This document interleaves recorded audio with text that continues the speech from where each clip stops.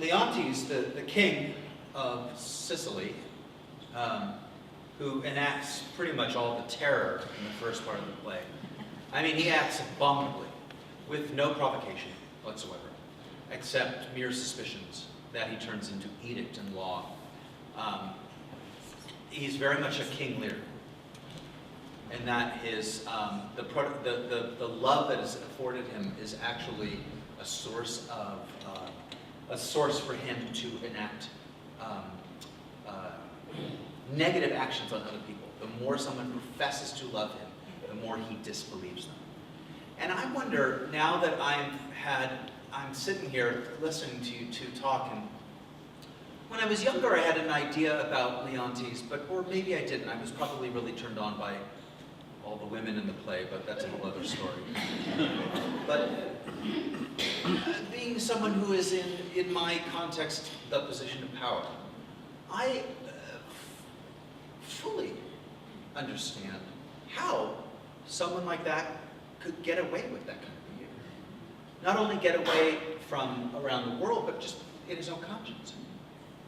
Do you guys find that? Do you find that the context of him is what allows him to do what he does? I do. I think you've hit something. And I'm not going to spoil it for you if you don't know the play.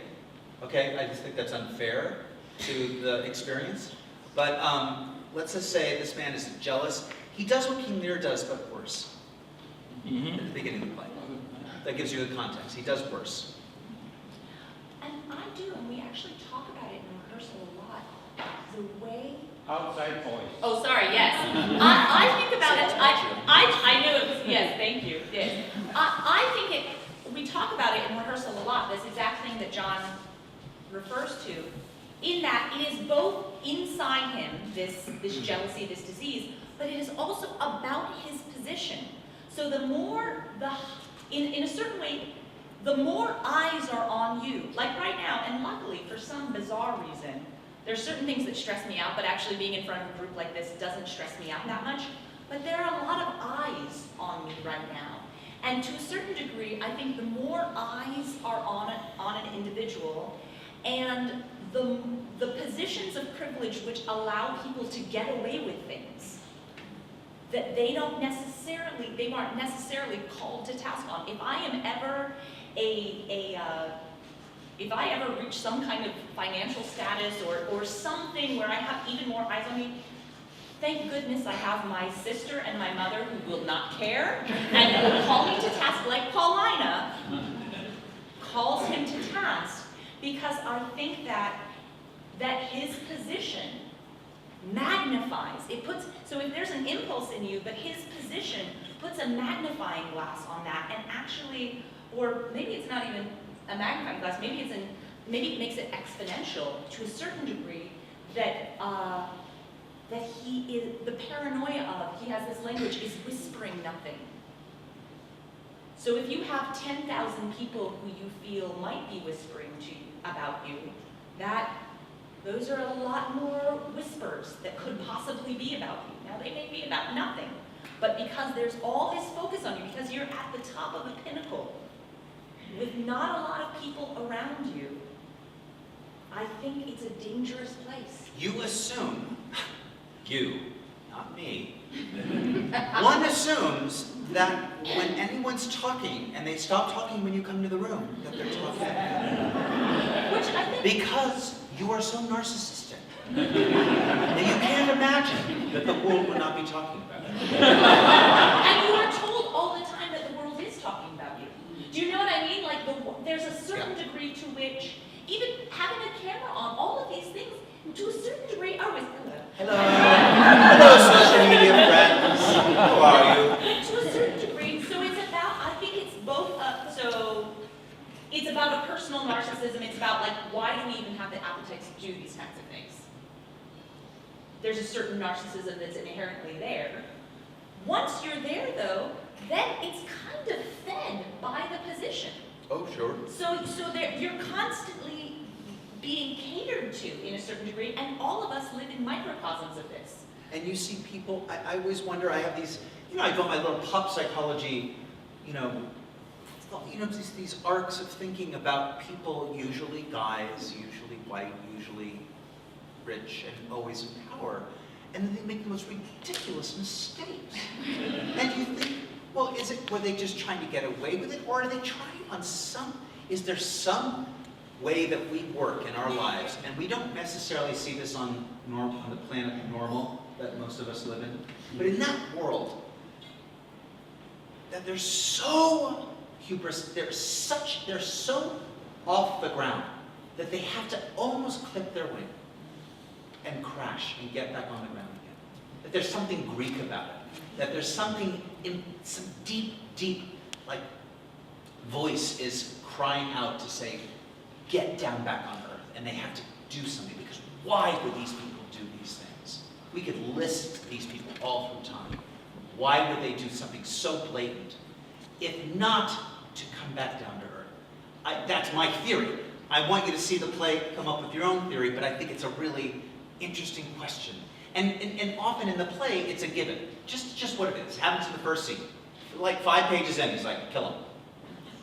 Get rid of him. Kill him. He's screwed with my wife. He's the father of that child who's sitting in the belly of my wife. That's what's happening. That's right.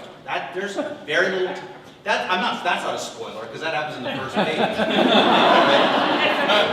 I'm sorry, I'm spoiling your first minute. But usually the first minute you're like, I don't understand Shakespeare. Where's the wine? Where's my wine? You know, things like that. So I'm just helping you along, right? I was thinking, well, thank you. I was thinking, but I also think what's really important about this, no, you did not. Okay. Yes, she likes, thank you. I like the contact. I think one thing that is important to remember in this play, and I think that's been important to remember as we've been rehearsing it though too, is that at the same time that this character in particular, at this position of power with all of these resources and very few checks and balances, that is both a position of tremendous privilege and at the same time tremendous isolation. And That's right. so there's something that I think we've been mining about really seeing the humanity in that isolation too, that I think that is always important for me to remember. Yeah. When we're in the room. See, I Like, think he's very isolated. And that adds to the suspicion, because when you have very few people very close to you, and then you feel you've been betrayed by one of those 4 people in your inner circle, the rage, I can imagine the rage that would well up inside one.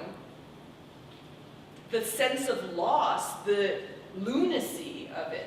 And in those microcosms, you know, in the way that we all are in a position of leadership in a certain way. So my Leontes mask is my director mask. And as a director, you walk into the room and you give a lot, but you also have a lot of status. And at the end of rehearsal, in general, the actors go off and do their actors thing, and the designers go off and do their designers thing. And it can be isolating. It can be isolating, and when it is when I'm not at my best. And it's actually part of what the blessing of being able to come here and work with Paloma, because not only is she a brilliant artist, do we have a shorthand, aesthetically, personally, artistically, in all kinds of ways, but also I am not alone. And it actually makes me a better human being and a better director. To travel with someone, you know, and I'm getting married, and we're trying to find ways that my fiance and I can work and travel together in this gypsy life that we have, because I do think this isolation thing that you talk about. So you're at this pinnacle, and then you're isolated, and it's a formula that the variables can often lead up to something bad, and particularly if you don't have the checks and balances. One of the things I love about I too love the women. And for me, there's so much about Paulina that's about speaking truth to power and being unafraid of consequence, because the biggest consequence is not actually speaking your mind or trying to move the world forward in a positive way. And then Hermione's grace, you know, so you, in a way, he really tries to push those people away, though, because they are his conscience. They are his check to his conscience. If I ever said, no, I don't want Paloma or freedom or my mother around me, somewhere in me, I would know I'm actually going down a bad path. Because I'm not asking my right angels. I'm not asking my true advisors, not just the people who say, oh, you're on this, paper, or what, oh, that's fabulous, let's have a party. It's like, yeah, those people are great, and I like a good party. But ultimately, the people who are most meaningful to you are the people who love and support you, but who will tell you the hard truth when it's necessary to keep you being the person you most want to be in the world. You're witness to, I'm sure you are smart enough to figure this out without my telling you, but just because we're being videoed, I'll say it anyway, which is that actually the way I've been talking about that character and the way the two of them are talking about the character is the difference between my production of Winter's Tale and their production of Winter's Tale. That's why we do these plays. You would see a completely different Winter's Tale just because of what you heard, which is all about my story. The story of me being the kind of person Leontes is at the beginning of the play.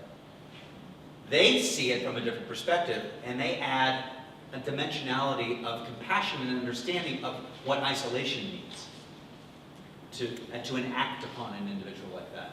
That is going to affect the way that character and the play actually evolves. The whatever would be the thesis of their production, which is the first scenes of their production. This is what we're setting up. You'll see that difference. If I were to do one, I always fantasize, wouldn't it be fun to do 4 completely distinct interpretations of the same play? Just to go wild with that. Just go out of my mind with that idea. Not just for the sake of doing it, but to find these really distinct artists and just let them do the play. And just trust that they're going to be different.